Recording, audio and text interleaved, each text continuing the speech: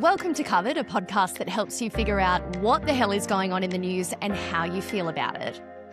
Here to guide you through the biggest stories of this week. As always, we are your hosts, journalists Jodie Lee and Annie Puller. On this week's episode, we unpack the Prime Minister's national address on the fuel crisis that had most Australians asking what the hell just happened, and Australia's most wanted fugitive, Dezi Freeman, is dead.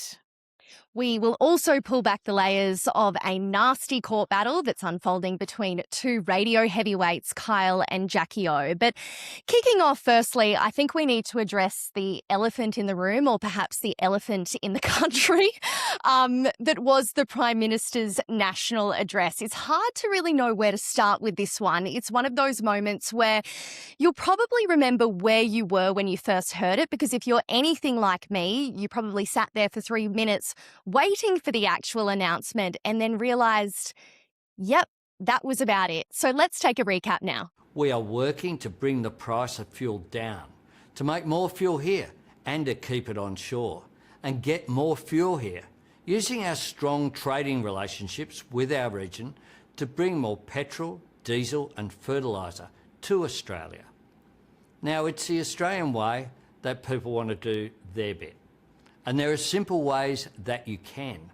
You should go about your business and your life as normal. Enjoy your Easter. And if you're hitting the road, don't take more fuel than you need. Just fill up like you normally would. Some Okay, great the first advice things there. first. Yeah, look, it's great advice. But the first thing that came to mind as a former TV journo and now a media trainer is like, he's put the wrong emphasis on the wrong syllables, to quote the great Will Ferrell. Is it Will Ferrell? I can't even remember. Maybe it's not.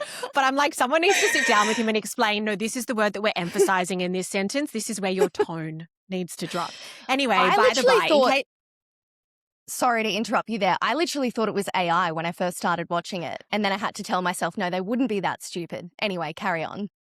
Well, it did all happen on Wednesday night, which was the 1st of April, being April Fool's Day. So you'd be forgiven for thinking that this was some AI bot. But if you missed it and have been living under a rock, Prime Minister Anthony Albanese became only the 4th Prime Minister in Australia's history to actually command every TV and radio station or network in the country simultaneously. So this was a national address. It means that he beamed into lounge rooms right across the country at exactly the same time, everywhere. And it's, as I said, only the 4th time that an Australian PM has done this. The last time this happened was Scott Morrison, ahead of the COVID pandemic in 2020, alerting Australians that we were going to experience that dreaded term of unprecedented times. Before ScoMo, Kevin Rudd had done this in 2008 during the global financial crisis, and John Howard before him in 2003, committing troops to the Iraq War. So these addresses carry the weight in history of wars and pandemics. It's serious stuff. Yeah, so we can't be stupid for thinking that something significant, something big was going to happen. He kind of had the country on tenterhooks from 11 a.m. in the morning when this national address was first announced. And that's exactly why people were so anxious, because there is a genuine crisis that we're living in here. The war in the Middle East has now entered, I think it's gone into its 30th something day. I can't give you the exact figure there. It's been going on for far too long. And it's directly affecting what we pay at the pump. We know that we're living in this fuel crisis. I hate to use the word unprecedented times, but that's really what we're in once again. And again, I hate to sound like a broken record, but the Strait of Hormuz, which is this narrow stretch of water between Iran and Oman, where about 20% of the world's oil passes through, is still effectively shut down. I mean, in the last week alone, petrol hit, I think it was over $2.59 a litre across the country. And then in some regional areas, that pushed past $3 a litre. So this crisis is very real. People have a very fair reason to be worried, to be anxious. And that's exactly why this address needed to deliver far more than it actually did. Yeah, but fair to say it went down with most Australians like a lead balloon. The reaction to Albo's national address last night was swift and quite savage, if I'm honest. I mean, some of the headlines that we saw in papers across the country were laughable.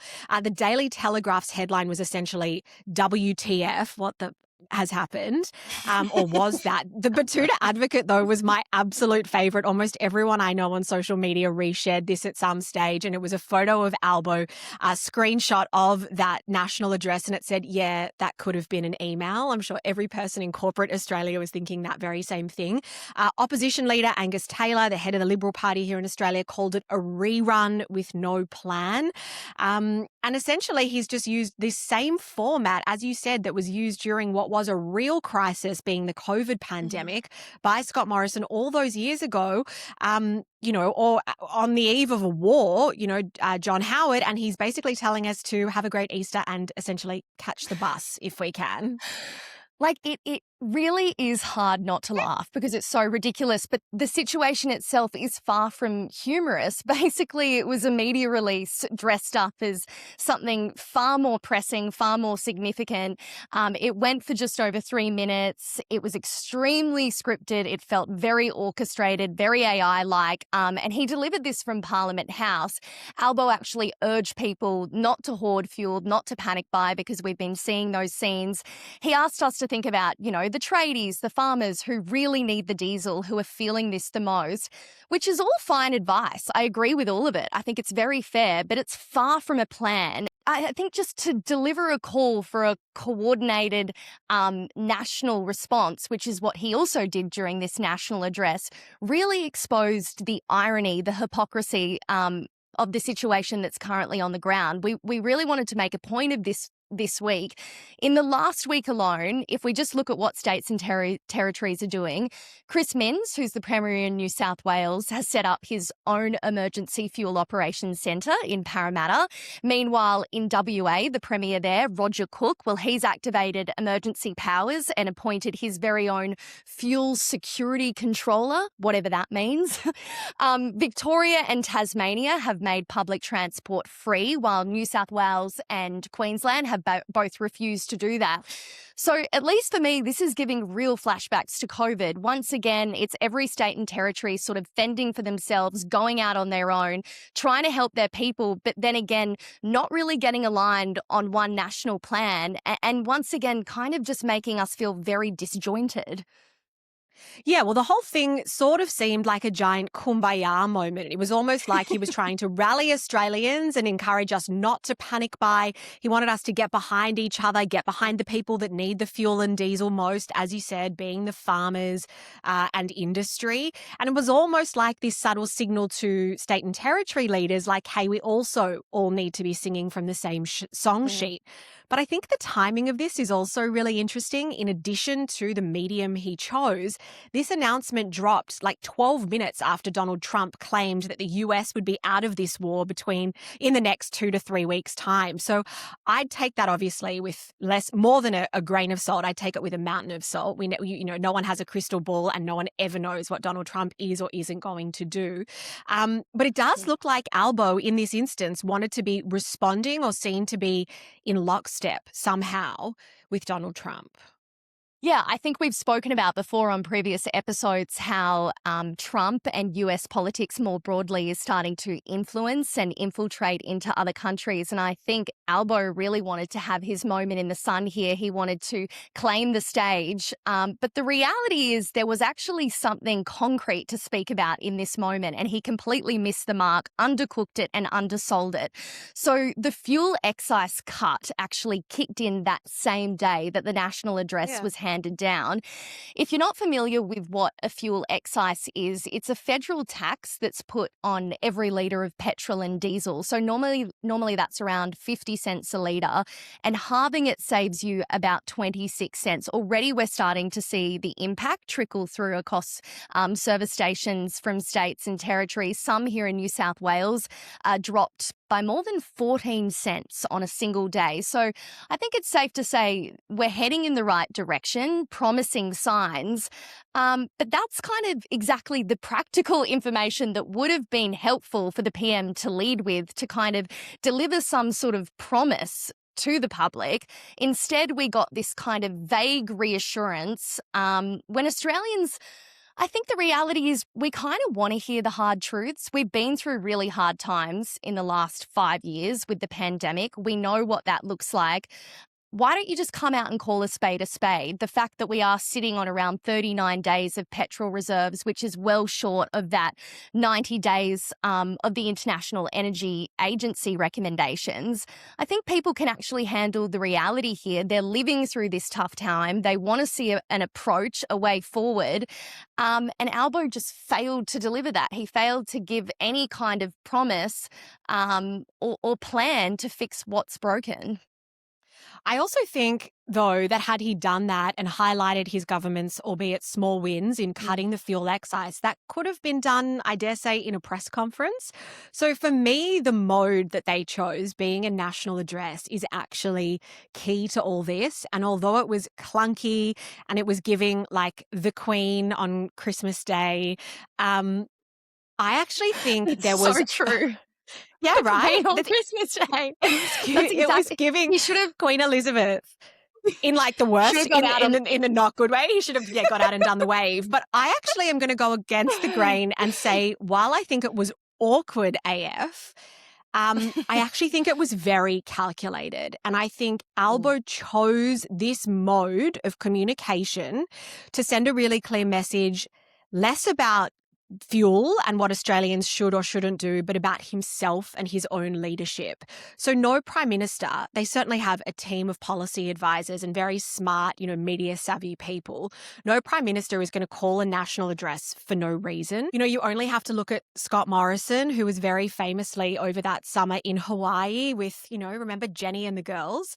And he chose not to come back to Australia during that bushfire crisis. And that sort of sent a really clear message to the public that he didn't care, it wasn't important, and he wasn't available and sort of at the wheel when we needed him most. And so Albo's team, no doubt, using my, crisis comms and PR hat, Albo's team has clearly sat down and said, what is worst case scenario here?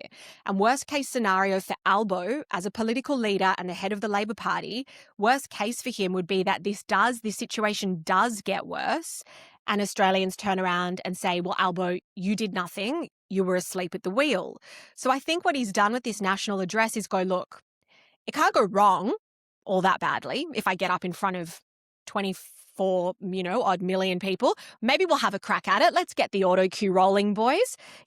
Tidy up the office behind me. I'll have a crack at reassuring the nation that I've got this.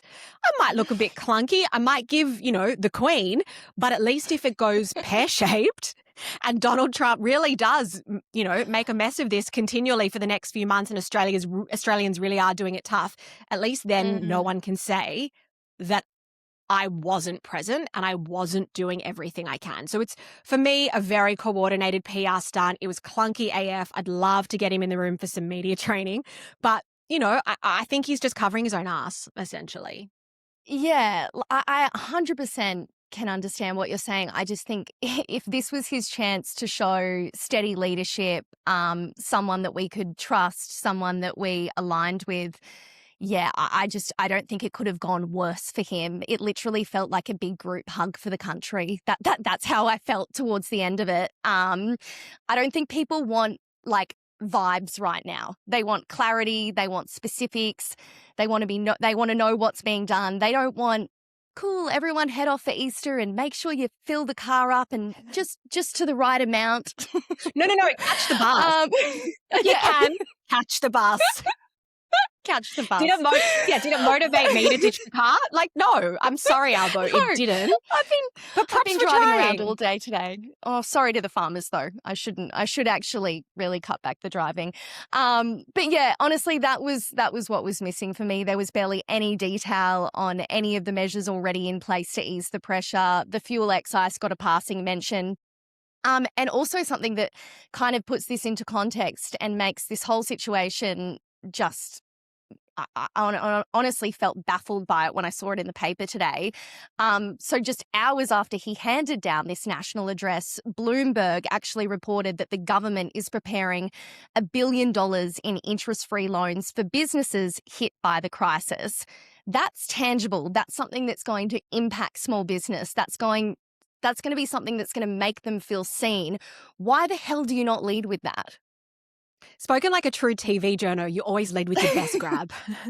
Yes. In the Your event that best people angle. switch off, which I think many Australians did last night. Look, we'll never know why Albo made this decision. Maybe we will, maybe we won't. I don't have a crystal ball, but we will be watching how it plays out for our fierce leader. But we will park this story for a moment to shift to our second story, because after 216 days, one of Australia's, or arguably Australia's, biggest manhunt has come to an end.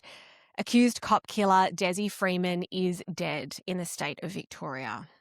Yeah, look, I don't think anyone expected it to end this way, but for those who may not be familiar with the scale of this manhunt, it's worth going back to the very start. So Freeman had actually been on the run since August last year. That's when he shot these two police officers who had arrived at his property to serve him a warrant for child sex offences. Senior Constable Neil Thompson was just 59 years old. He was days away from retirement when he was killed. And Senior Constable Vadim Devatar was just 35 when he died. And honestly, this still breaks my heart. His brother at his funeral referred to him as my superhero, my Batman.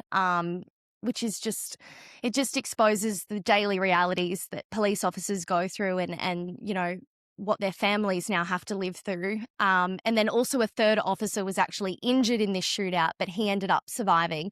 So as for what happened to Dezi Freeman, well, he vanished, he bolted into the bush, and apparently, really interestingly, police intercepted a call just days after he had disappeared. He had been on the phone with an associate, and he'd actually said to this associate, I fucked up, but they couldn't track the location of that call. So then begun this massive manhunt. So the fact that they got so close, or they could have been so close to him, but they couldn't intercept that.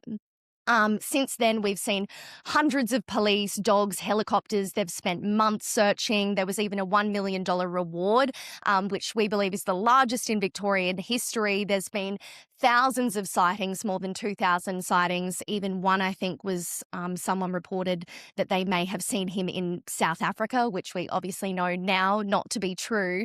But by February this year, police pretty much believed that he had taken his own life. They thought that they were searching for a body, that there was no way that they were going to find him in a situation alive. Yeah, but he was alive. And this is where it gets really interesting, because there are differing views about how police were able to catch him down. Channel 9 in Melbourne, Jill Lantouris, who's a gun journo, was reporting that police tracked traffic camera footage that showed one of Dezi Freeman's associates travelling back and forth between this remote property and another area, and they were able to trace that. But I actually was, funnily enough, speaking with an old police contact from Melbourne today, and he said that there's some chatter in the police circles that what happened was one of the people who was allegedly aiding Dezi Freeman to survive, ferrying him supplies at this remote outpost where he was living, decided to cash in on the $1 million reward and dobbed him into police. So we don't know how they tracked him down, but essentially there was some kind of tip. Victoria Police have tracked him to this remote property. It's over 100 kilometres away from where Dezi Freeman was living and where that initial shootout took place. It's near the border with New South Wales, just outside of Albury. And that's where they found him hiding this week. Wow. God, there's going to be so many theories, and police no doubt will be working to backtrack and filter through all of them. But what we do know is that around 5:30 on Monday morning, a police negotiator actually made contact with a man inside a shipping container on that property. They had ordered him to surrender. They had asked multiple times, telling them that he wouldn't be harmed if he did comply. During those conversations, apparently this man said things only Dezi Freeman would know. So that was kind of their final confirmation that they had their man, they had their target, which would have just been, I can't even imagine being a fly on the wall in that scenario. You're hunting for someone for more than 200 days and you've just realised you've locked down the location and he's right in front of you. So Freeman emerged from this container. The pictures were incredible that some of the news outlets were running post him being found, but he apparently emerged using a doona to try and shield himself from the police flash bang grenades. As we mentioned, he was told to surrender. Instead, he actually walked out in this doona. He was armed. He raised a pistol, which he'd actually stolen from one of the officers he killed last year. And again, even in this moment, he tried to fire at police. It's actually chilling to even sort of Mm. describe it out loud. It sounds like a thing from a horror movie. But I found the police commissioner in Victoria said it really plainly when he said Freeman was given the opportunity to peacefully surrender and he chose not to. The first people notified, according to authorities, after this shootout with Dezi Freeman were the families of those slain police officers who were killed back in August. You know, closure is a really awful term and it's rarely Mm. used in contexts like this, and I wouldn't even dare to say that, but it must, you'd have to think, bring some kind of an end, or perhaps it's the start of a healing and grieving process for them.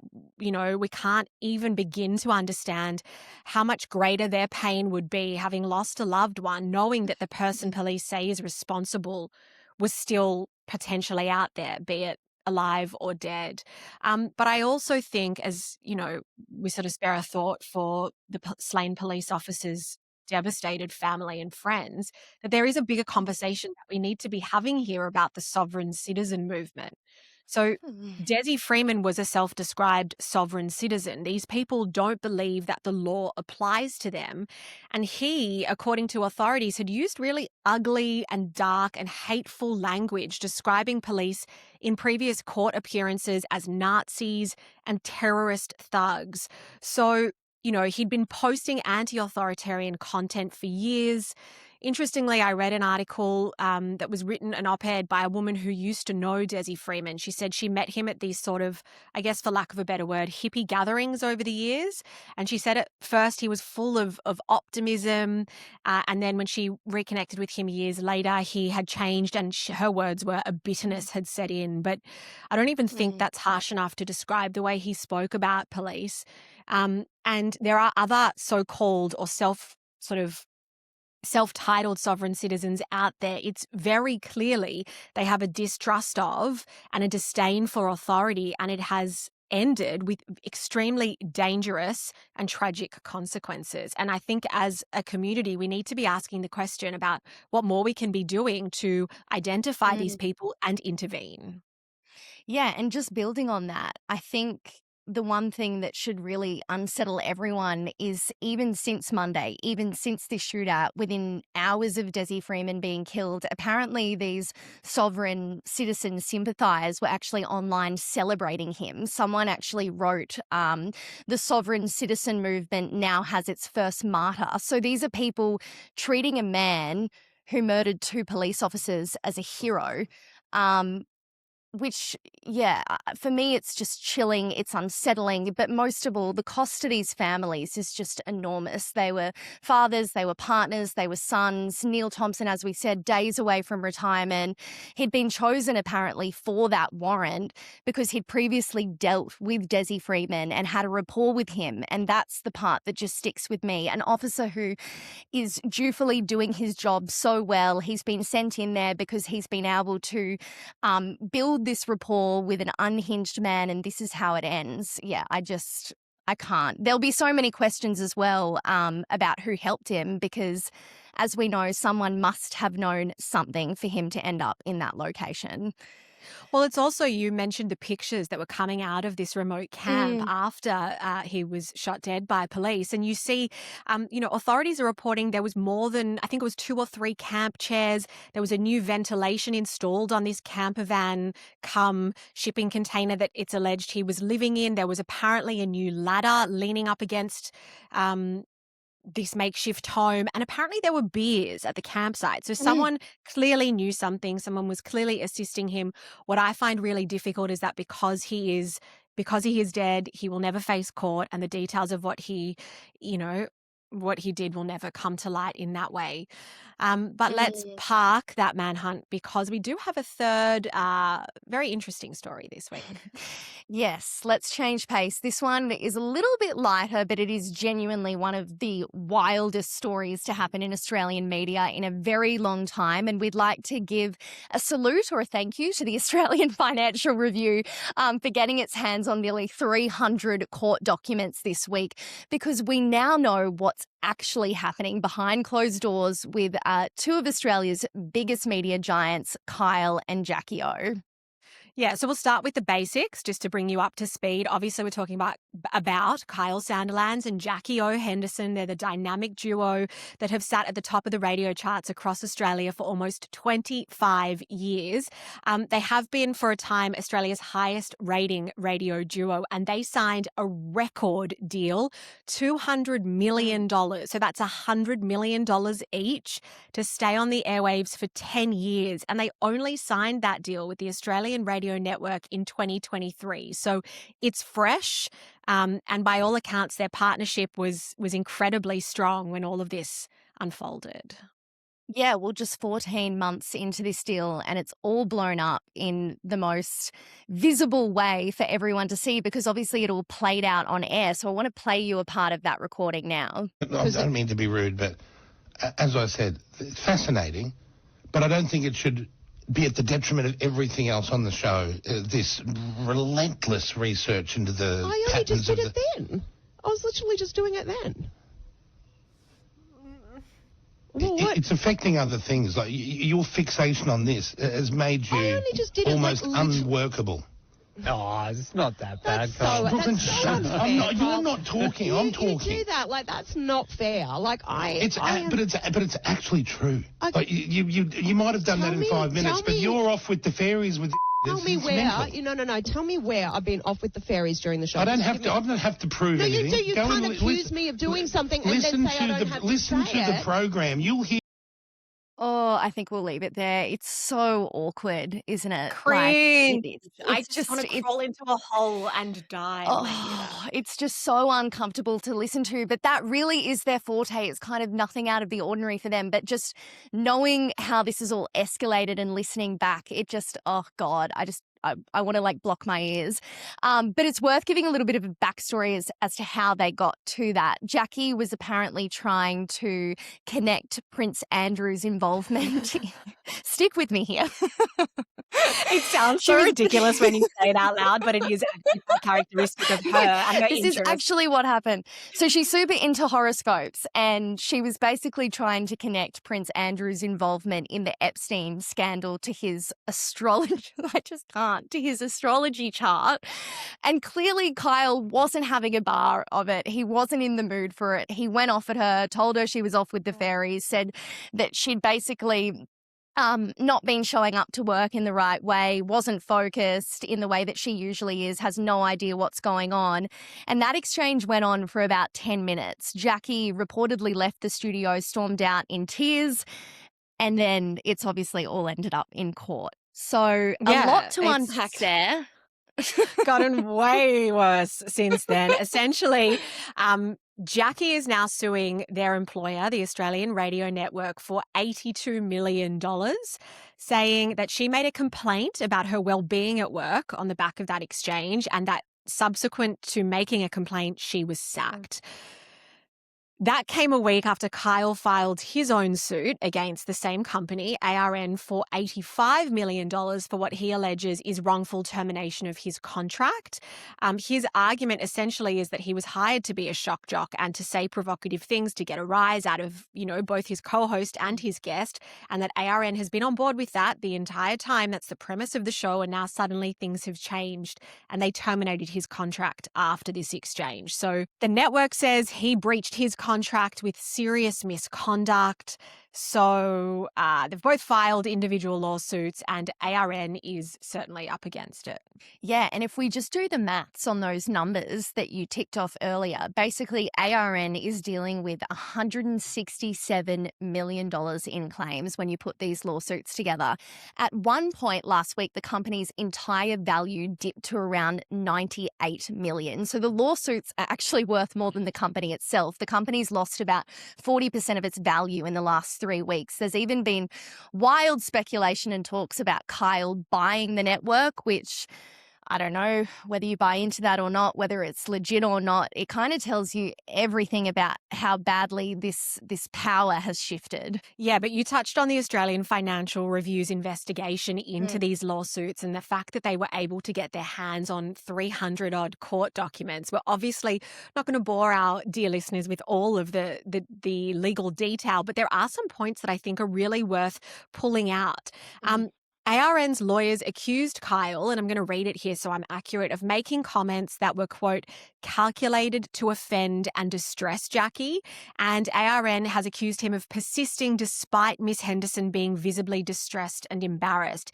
It's pretty strong language from the company that had agreed to pay him $100 million.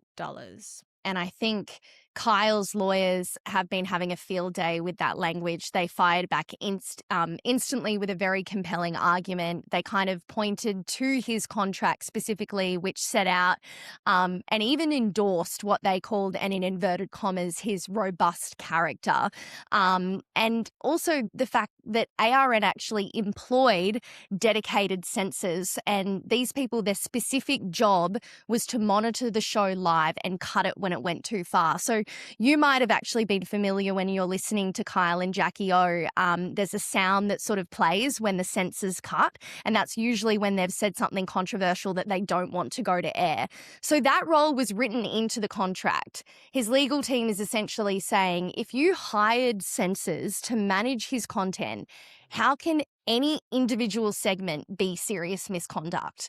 This is kind of the behavior that they've encouraged throughout his entire employment at ARN, and now they're flipping, or they're changing their tune. They knew who he was. They kind of built a whole business and show around it. I think from at least where I sit, it's hard to understand how you can rewrite the rules now because it suits you or it suits your legal argument. Yeah, there's one detail, though, that I thought was very telling, and it speaks to just how fractured the relationship is now between Kyle and Jackie. Jackie allegedly told ARN that, quote, direct contact with Mr. Sandilands is now untenable. So that's 25 years of what has, by all accounts, been an incredibly lucrative partnership that has, all but ended. Yeah, and Kyle's lawyers are actually pushing really hard to get him back on air. He wants his job back. Last week, he famously stood outside the federal court in Sydney. I think this is a moment that will go down in media history where he sort of reiterated that he has a mortgage to pay too. He's just like all the other Australians during this cost of living crisis, despite the fact that he's been on a $100 million contract. But, feel for him what you will. But the whole thing goes back to court on April 24. And honestly, both arguments they're both strong, which tells you this is going to get really messy before it's resolved. Yeah, and obviously I'm not a lawyer and I don't have a crystal ball, so I won't even try and guess or predict how this ends. But you touched on Kyle's appearance outside court, and that is something that you and I know a little bit about, and I thought it was a masterstroke from his crisis or PR team. So if you haven't seen it, Kyle rocks up to court on the day of his hearing, which, by the way, was a procedural hearing. So his lawyers could have showed up. He didn't need to be there. He could have been sitting in his trackies on the couch and it wouldn't have mattered. But he showed up, and he showed up in a suit. And there's a woman on TikTok who does an amazing breakdown of this appearance, and I wholeheartedly agree with her. She says, and she's right, that showing up in a suit is meant to send the message that he holds the process of the court in very high regard. He's very respectful of court proceedings, and he did that. And then he was asked, as you can imagine, there was a swarm of dozens of journalists, and they were all chasing after him, and they asked him all manner of questions. And as you said, he said, look, I want to get back to work. I've got a mortgage to pay. This is the guy that not 2 minutes ago, you said there's been, reports that he wants to potentially buy the network. So I don't think he is like every other Australian that's ever lost their job, but he said that specifically to appeal to the everyday Aussie and sort of say to them, hey, I'm just like you. I've been wronged here. So it'll be interesting to see how the court and the court of public opinion really look on Kyle throughout this process. I thought that was a really smart, very interesting move, and I'm really curious to see basically where he lands. Yeah, and obviously this has been playing out for nearly a month now. Another thing that I sort of can't get out of my head is that I can't help but think ARN signed this $200 million deal with the duo without actually and I might be dumbing down the process of this, but without actually really thinking about what happens when it all goes wrong. And now we're kind of seeing all sides paying the cost of that. Jackie actually said in an interview not long ago that the closest man in her life is Kyle, second to her dad. So it's no secret that this has been a really enduring, testing, but very strong relationship. And ultimately, I can't help but think ARN has had a role to play in kind of digging this wedge further between them and turning this fight into one almighty legal battle, potentially to get out of this really heavy contract that they've signed up to. Once again, I'm no legal expert. I'm no finance expert. If I was going to pick a side, I'd probably be putting my money behind Kyle and Jackie O in this situation. Yeah, I think it'd be a pretty safe bet. And what's that saying? The way you come into the world is the way you go out. I feel like for a pair that made their fortunes on drama and tea, it's kind of unsurprising that they're going out in the same fashion, but there's plenty more tea here. That is all, though, we have time for on this week's episode. Thank you so much for joining us on Covered. We'd love to hear from you. So get in touch. We are covered.podcast on Instagram. Otherwise, we'll see you next week.